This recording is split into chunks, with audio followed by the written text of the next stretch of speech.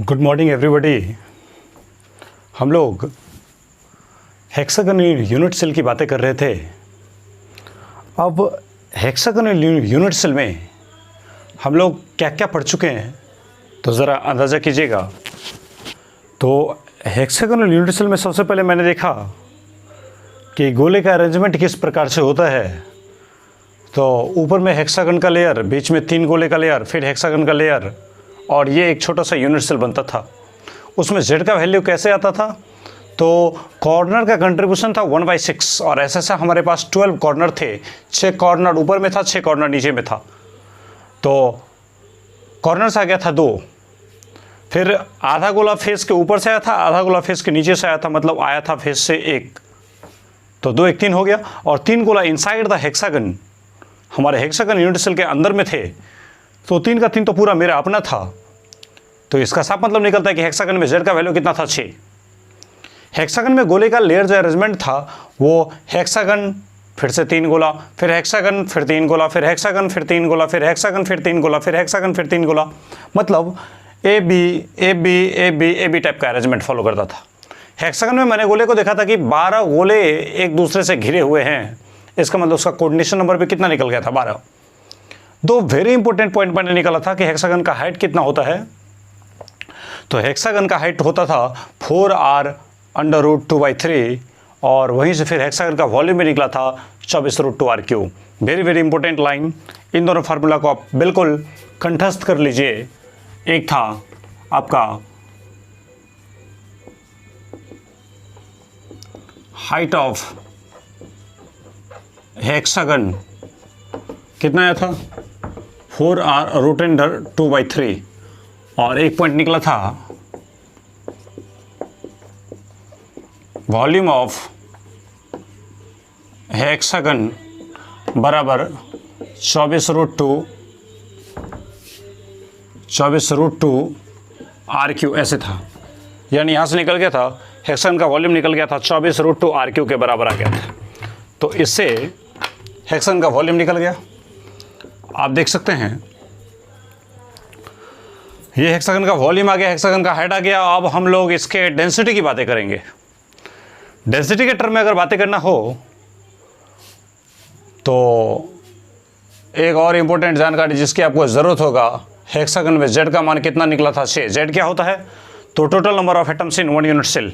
एक unit cell में total कितने एटम होते हैं, इसी की संख्या को कौन बताएगा? z बताएगा। तो हेक्सागन में z का मान कितना था? 6 आया था।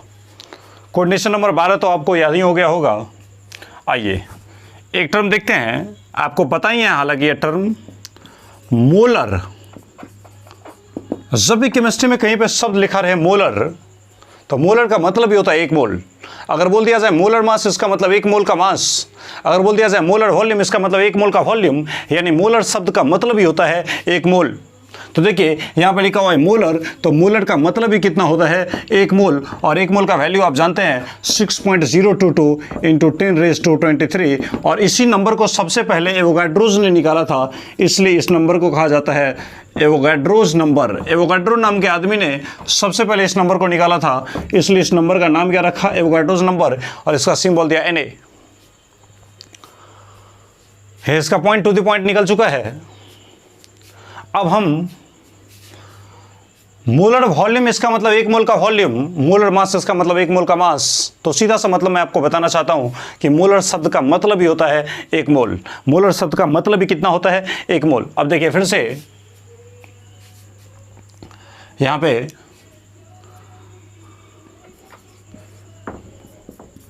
डेरिवेशन में निकालना चाहता हूं मोलर मास का सिंबल है m। मोलर मास का सिंबल है m, इसका मतलब मोलर मास है m। तो मोलर का मतलब कितने मोल का? 1 मोल का। तो 1 मोल का मास कितना हो गया? m। 1 मोल में कितने एटम? इतने। ये किसके बराबर? Na के बराबर। Na यानी एवोगाड्रो नंबर के बराबर। यानी 1 मोल का मास m, इसका मतलब Na एटम का मास m। Na एटम का मास, Na एटम का मास क्या हो जाएगा? m। तो बताइए Na एटम का मास है m, तो एक एटम का मास एक एटम का मास कितना हो जाएगा, हो जाएगा m और बट्टा में क्या Na। जैसे देखिए Na एटम का मास m, तो एक एटम का मास होगा m और बट्टा में क्या आ जाएगा Na। वो बिल्कुल इसी प्रकार से जैसे अगर बोल दिया जाए 5 रुपया में अगर देता है 2 केला, तो बताइए 1 रुपया में कितना देगा, तो 1 रुपया में देगा 2, और ये बट्टा में चला जाएगा 5 केला, तो 2/5 केला बन जाएगा। तो 1 रुपया में इसका आ जाएगा 2/5 केला। मतलब एक में निकालने के लिए इधर वाला को ऊपर में डालने देते हैं और इधर वाला कहाँ चला जाता है, नीचे में चला जाता है। मेरे कहने का मतलब बस यही है। तो देखिए मोलर मास है m, तो मोलर का मतलब ये होता है 1 मोल का मास हो गया m। 1 मोल में कितने एटम, तो एवोगाड्रो नंबर के बराबर एटम होते हैं, तो Na एटम का मास हो जाएगा m। तो 1 एटम का मास क्या हो जाएगा, तो 1 एटम का निकालने के लिए इधर वाला ऊपर में रहेगा और इधर वाला नीचे में आ जाएगा। तो 1 एटम का मास m/Na आ गया। अब देखिए हमारे यूनिट सेल में टोटल कितने एटम होते हैं, इसकी संख्या को कौन बताता है, Z। तो 1 एटम का मास अगर होता है m/Na, तो आप ही सोचिए हमें निकालना है Z एटम का, क्योंकि हमारे यूनिट सेल में Z टोटल एटम कितने होते हैं इसकी संख्या को कौन बताएगा, Z बताएगा। तो वाकई में Z का मान तो यहाँ पे 6 है, लेकिन हम लोग 6 को नहीं पुट करेंगे, हम लोग आर्बिट्री Z के लिए निकाल देते हैं वैल्यू। तो 1 एटम का मास अगर आ जाएगा m/Na, तो आप ही बताइए Z एटम का मास क्या बन जाएगा, तो बन जाएगा Z गुना m/Na बन जाएगा, यानी Z गुना m/Na। यानी यहाँ से आपको पता चल गया कि मास आ गया है कितना, Z गुना m बट्टा में क्या Na। ये आपको आ चुका है इसका मास, जहाँ पे Z क्या होता है, Z होता है total number of atoms in 1 unit cell.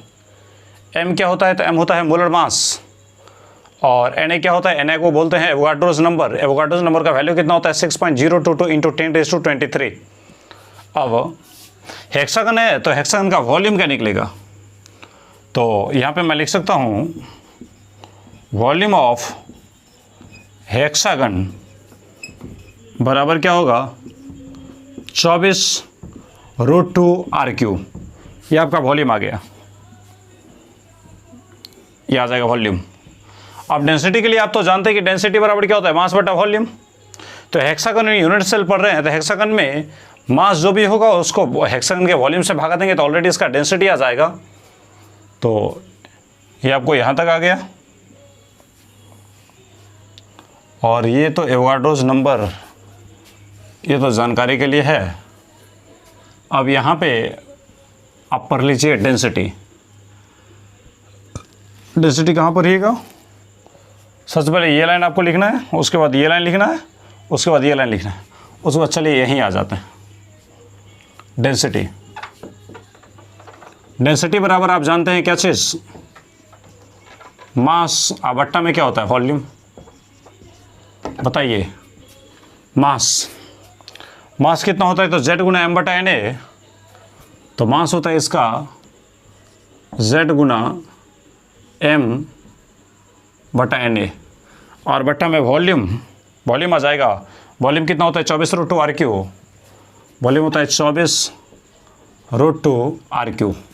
यानी डेंसिटी का सिंबल दिया जाएगा D बराबर मास कितना आ जाएगा, Z गुना m/24√2r³ इंटू में आ जाएगा Na। के बदले आप लिख सकते हैं 6.022 इंटू 10⁻23 लिख सकते हैं, लेकिन लिखे नहीं है, क्यों लिखें, ज़रूरत ही नहीं है मुझे। Z का वैल्यू आप जानते हैं 6, तो 6 गुना m/24√2r³। और अगर लिखना चाहते हैं तो आप ऐसे लिख सकते हैं 6.022 इंटू 10⁻23। ये आपका आ गया डेंसिटी।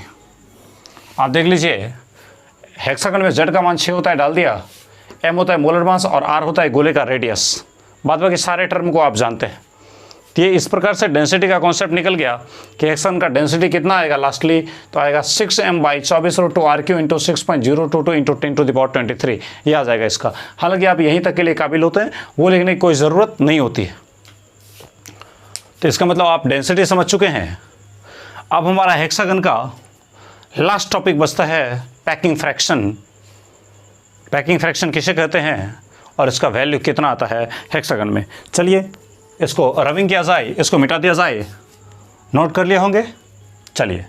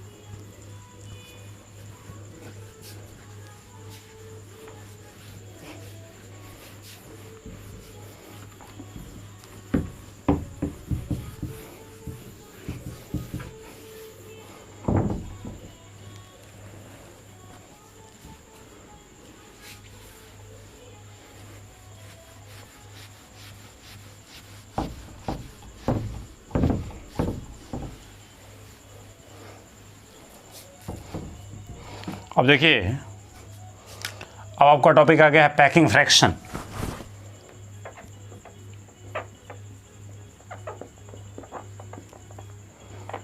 Packing fraction PF. हालांकि पैकिंग फ्रैक्शन आप भली भांति समझते होंगे। फ्रैक्शन का मतलब कितना में? एक में। पैकिंग का मतलब भरा हुआ। तो इकाई जगह में कितने जगह भरे हुए हैं? मान लीजिए हेक्सागन का यूनिट सेल है, तो इसके यूनिट स्पेस में इकाई जगह में टोटल कितने जगह भरे होते हैं, वही उसका बन जाता है पैकिंग फ्रैक्शन। मान लीजिए कोई हेक्सागन का कमरा है, हेक्सागन के डिज़ाइन का कोई कमरा है, तो उस पूरे कमरा में अंदर में जो भी जगह है उसको हम अगर एक मान लें, हेक्सागनल यूनिट सेल के कमरे में जो भी जगह है उस जगह को अगर हम क्या मान लें, एक मान लें, तो उस इकाई जगह में कितने जगह भरे होते हैं वही उसका कहलाता है पैकिंग फ्रैक्शन। तो मैं इसको लिखता हूँ,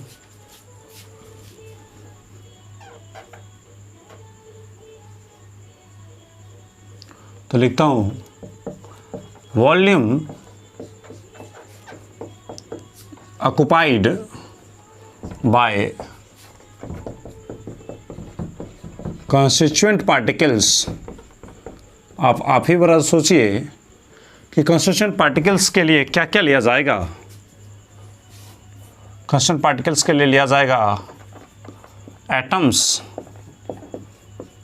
molecules, ions. Volume occupied by constituent particles यानी बनाने वाले अवयव के द्वारा कितना जगह छेका गया इन यूनिट स्पेस, इकाई जगह में of a unit cell is known as, वही जाना जाता है क्या चीज़?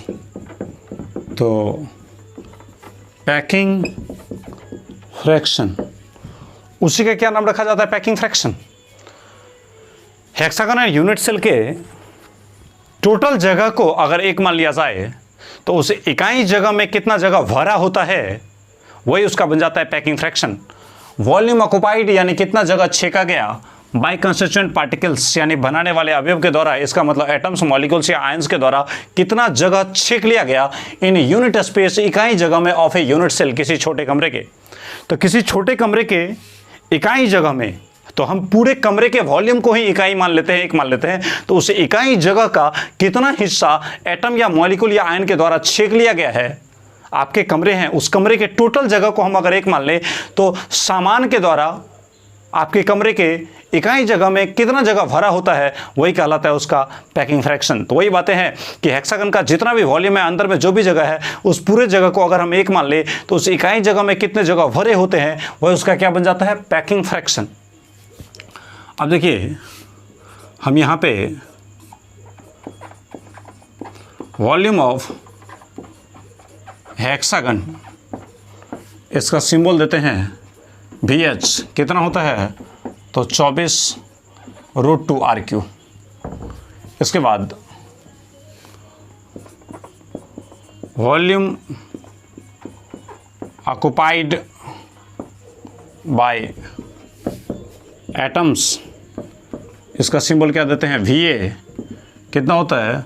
तो 4/3πRQ। अब बताइए इकाई जगह में कितना जगह भरा होगा वही कहलाएगा उसका पैकिंग फ्रैक्शन। तो हेक्सागोनल यूनिट सेल का अंदर का टोटल जगह कितना होता है? VH। हेक्सागोनल यूनिट सेल के अंदर का टोटल जगह कितना होता है? VH। तो अब आप ही सोचिए कि VH जगह में VA है भरा हुआ, तो एक में कितना भरा होगा? VA बट्टा में VH, और एक में जितना भरा होता है, एक में इतना भरा हुआ है। और आपको पता है कि इकाई जगह में जितना भरा होगा, एक में जितना भरा होगा वही उसका कहलाएगा पैकिंग फ्रैक्शन। तो VH जगह में VA है भरा हुआ, तो एक में भरा होगा VA बट्टा VH, और एक में जितना भरा होता है वही कहलाता है उसका पैकिंग फ्रैक्शन। तो इसका पैकिंग फ्रैक्शन बन जाएगा कितना? तो VA और बट्टा में क्या होगा? VH। ऐसा। अब देखिए पैकिंग फ्रैक्शन बराबर, यहाँ से हम लिख सकते हैं पैकिंग फ्रैक्शन बराबर क्या? तो हम लिख सकते हैं इसको क्या चीज़? तो volume occupied by atoms, volume occupied by atoms, बट्टा में क्या होगा, वॉल्यूम ऑफ हेक्सागन, बट्टा में आ जाएगा हेक्सागन का वॉल्यूम। अब देखिए पैकिंग फ्रैक्शन बराबर हमारा यहाँ से क्या निकल जाएगा concept, volume occupied by atom, atom के द्वारा छेका गया वॉल्यूम कितना होता है, एटम का वॉल्यूम 4/3 पाई r क्यू, तो एटम का वॉल्यूम मैंने लिख दिया 4/3 पाई r क्यू। अब आप ही सोचिए एक गोला का वॉल्यूम ये है, तो एक गोला का वॉल्यूम इतना, तो दो गोला का वॉल्यूम 2 गुना इतना, 5 गोला का वॉल्यूम 5 गुना इतना। तो हमारे यूनिट सेल में, हमारे हेक्सागन में टोटल कितने गोले होते हैं इसकी संख्या को कौन बताता है, Z। तो एक गोला का वॉल्यूम इतना है, तो Z गोला का वॉल्यूम क्या होगा, Z गुना इतना। नहीं समझ रहे हैं क्या? अच्छा, बट्टा में volume of hexagon, hexagonal unit cell का वॉल्यूम कितना होता है 24√2 r3, तो इसको लिख दिया 24√2 r3, ऐसा लिख दिया। अब देखिए आगे, अब Z का मान हेक्सागन में कितना होता है 6 गुना 4/3 पाई r3, तो लिख दिए 4/3 पाई r3। अब बट्टा में क्या है 24√2 r3, तो बट्टा में है 24√2 r3, r3 से r3 कट जाएगा, 6 चौका 24 और 6 चौका 24 कट जाएगा, तो पाई/3 है बट्टा में √2 दिया जाएगा, पाई/3 ऐसे आ जाएगा, पाई/3 बट्टा √2, तो ये 3 नीचे आ जाएगा, तो क्या बन जाएगा पाई/3 √2। अब देखिए इसका अगर वैल्यू आप रखना चाहेंगे तो यह जाएगा पाई का मान कितना 3.14 और बट्टा में 3 और √2 का मतलब 1.414। जब इसको सॉल्व कीजिएगा तो इसका पैकिंग फ्रैक्शन कितना आता है 0.74। इसका पैकिंग फ्रैक्शन कितना आता है 0.74। तो आप इसको जल्दी में नोट कीजिए, बस मैं 1-2 लाइन लिखूंगा, ये टॉपिक खत्म हो जाएंगे।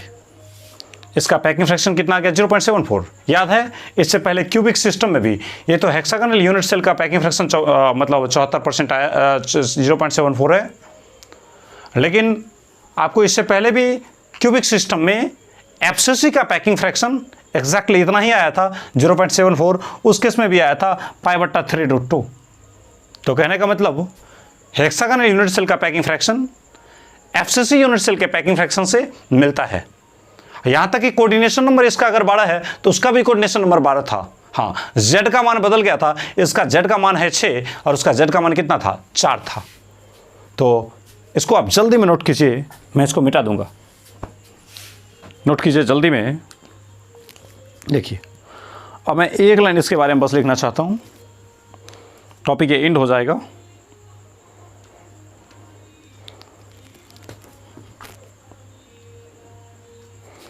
अब देखिए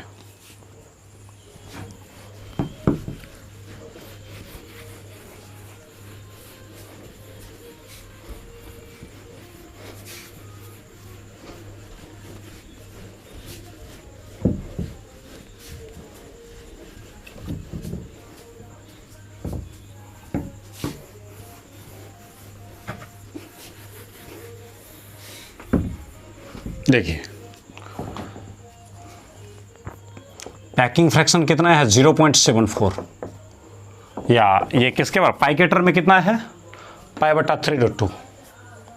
तो इसको ऐसे लिख दे पैकिंग फ्रैक्शन पाई/3√2 और यही कितना था 0.74 के बराबर, इतना आ गया था। अब जरा देखिए तो इसका पैकिंग फ्रैक्शन पाई/3√2 या 0.74 है। ये वेरी वेरी इंपॉर्टेंट है ऑब्जेक्टिव के लिए। और इसको अगर आप परसेंटेज के टर्म में बातें करना चाहते हैं तो आप जानते हैं कि फ्रैक्शन शब्द का मतलब ही होता है एक में, तो एक में भरा है कितना 0.74। तो आप ही सोचिए एक में भरा है 0.74, तो बताइए 100 में कितना भरा होगा, तो 100 में भरा होगा 100 गुना 0.74 यानी 74, और 100 में जो भरा होता है उसी को हम लोग क्या बोलते हैं परसेंटेज।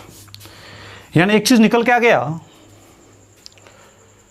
कि हेक्सागन में हेक्सागोनल यूनिट सेल का टोटल जगह का 74% जगह जो होता है वो एग्जैक्टली भरा होता है। अब आप ही सोचिए, 100 में अगर 74 भरा हुआ है तो बाकी 26 क्या होगा? खाली होगा। भरे हुए टोटल जगह में से भरे हुए को अगर घटा देंगे, यानी 100 में से अगर 74 को घटा देंगे तो बाकी 26 बचता है। तो हेक्सागोनल यूनिट सेल का 74% जगह, टोटल जगह का 74% जगह भरा होता है। इसका मतलब बाकी के 26% जगह एम्प्टी होते हैं, खाली होते हैं। तो मैं यहां से लिख सकता हूं, in hexagonal unit cell 74% of total space are occupied in hexagonal unit cell। Hexagonal unit cell में 74% ऑफ टोटल स्पेस, टोटल जगह का 74% आर ऑक्युपाइड, यानी छेके हुए रहते हैं, भरे हुए रहते हैं। That is 26% spaces are empty, अर्थात 26% जगह जो होते हैं वो खाली होते हैं। कहने का मतलब ये है। अब देखिए, हेक्सागन में आप पैकिंग की बात कीजिएगा तो सबसे मैक्सिमम पैकिंग एसएससी में आप जानते हैं कि 52% जगह भरा हुआ था, बीसीसी में 68% जगह भरा हुआ था, एफसीसी में 74% जगह भरा हुआ था, और एफसीसी का पैकिंग चूंकि सारे क्यूबिक सिस्टम में सबसे ज़्यादा था, 52-68 से कहीं ज़्यादा होता है, 74% ज़्यादा भरा हुआ, इसलिए एफसीसी को बोले थे क्यूबिक क्लोजेस्ट पैकिंग, यानी क्यूबिक सिस्टम का सबसे ज़्यादा नज़दीक में, सबसे ज़्यादा ठूस के, सबसे ज़्यादा कूच के पैकिंग किस में है? एफसीसी में है। इसलिए एफसीसी का दूसरा नाम रखा गया था सीसीपी।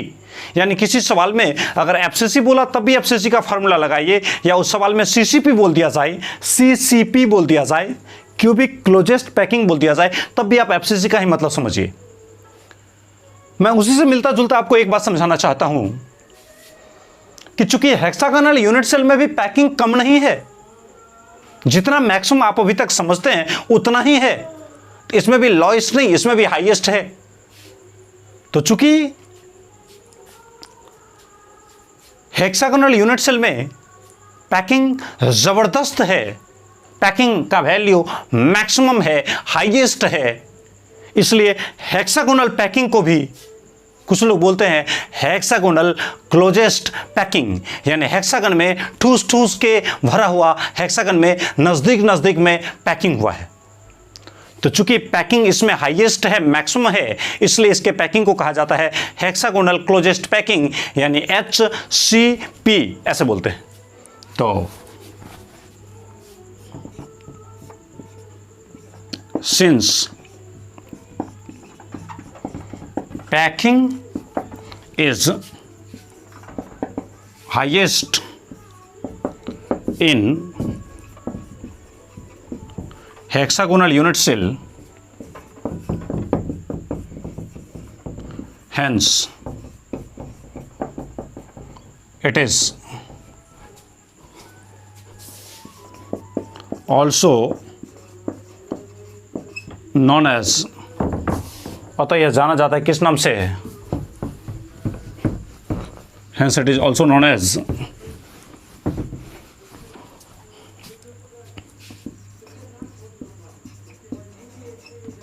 hexagonal closest पैकिंग, यानी HCP इसको बोलते हैं शॉर्ट में HCP यूनिट सेल।